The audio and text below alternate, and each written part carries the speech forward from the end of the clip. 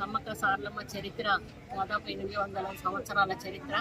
అప్పటి నుంచి కూడా ఈ జాతర గిరిజన జాతర జరుగుతూనే ఉంది. వాళ్ళ ఆచార వ్యవహారాలు, వాళ్ళ కట్టు బొట్టు అంతా కూడా ప్రతిబింబింపజేసేటువంటి ఈ జాతర కేవలం గిరిజనులే కాకుండా మన రాష్ట్రమే కాకుండా చుట్టుపక్కల రాష్ట్రాల నుంచి కూడా కోట్లాది మంది జనం వచ్చి ఇక్కడ వారి మొక్కులు చెల్లించుకొని వెళ్ళడం ఆనవాయితీ. కానీ ఎప్పుడు కూడా ఏ ప్రభుత్వము కూడా అమ్మవారి గద్దెల మరి పర్మనెంట్ స్ట్రక్చర్ చేయాలనేటువంటి ఆలోచన రాలేదు. 2 సంవత్సరాలకు ఒకసారి జరిగే సమయంలో అప్పటిదప్పుడు ఏర్పాట్లు చేయడము, అది అయిపోగానే మళ్ళీ ఎక్కడో అక్కడ వదిలేయడం అనేది డబ్బు వృధా అవ్వడము, ప్లస్ భక్తులకు కూడా ఇబ్బంది కలగడం జరుగుతూ ఉంది.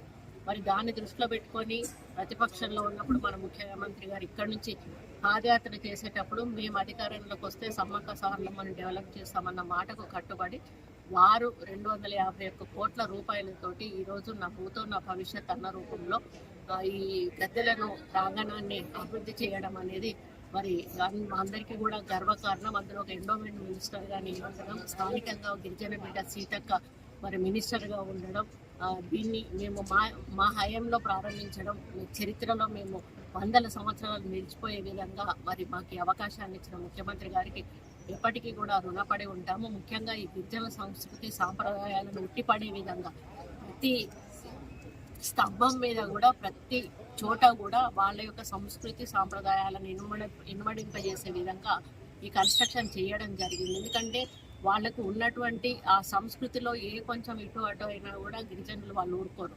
ప్రతిదీ కూడా వాళ్ళ ఇష్టానుసారంగా వాళ్ళు ఇచ్చిన డైరెక్షన్స్ మేరకు వాళ్ళ ద్వారా పేపర్ మీద రాయించుకొని వాళ్ళ ఇష్టంతో ఈరోజు నిర్మాణం చేయడం జరిగింది. ఎక్కడ కూడా ఒక విమర్శ కూడా రాకుండా ఈరోజు చాలా ప్రశాంత వాతావరణంలో సమ్మక్క సారలమ్మ నిర్మాణం జరిగింది, ప్రారంభోత్సవం జరిగింది. ఈరోజు మాకు చాలా హ్యాపీగా ఉంది.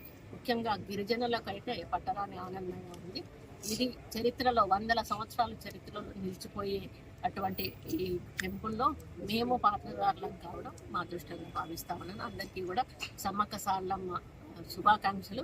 28, 29, 30, 31 తేదీల్లో అసలైన సమ్మక్క జాతర నడుస్తుంది. ఆ రోజుల్లో వచ్చి దర్శించుకొని అమ్మవార్ల దీవెన తీసుకొని వెళ్లాల్సిందిగా ప్రతి ఒక్కరిని కూడా కోరుతాను.